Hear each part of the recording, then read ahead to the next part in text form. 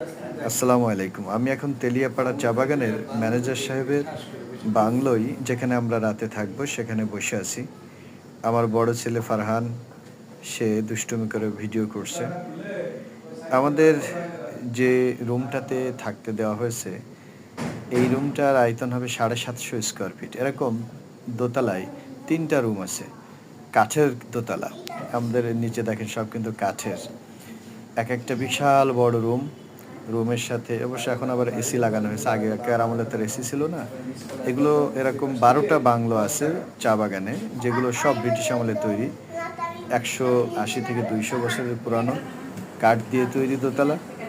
এবং এই বাংলোগুলোর বিশেষত্ব হচ্ছে যে এখানে ঠান্ডা, যখন প্রচণ্ড গরম তখন ঠান্ডা, আর যখন প্রচণ্ড ঠান্ডা তখন আবার ওই যে কানাডা, অস্ট্রেলিয়া বা ইংল্যান্ড, বিভিন্ন দেশে ঘর গরম করার জন্য যে বিশেষ ব্যবস্থা আছে, এখানেও সেই ব্যবস্থা আছে নিচতলায়।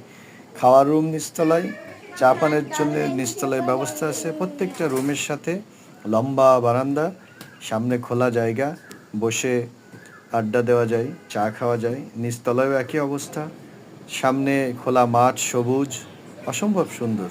রাতে থাকলাম, খুবই ভালো লাগলো। ধন্যবাদ।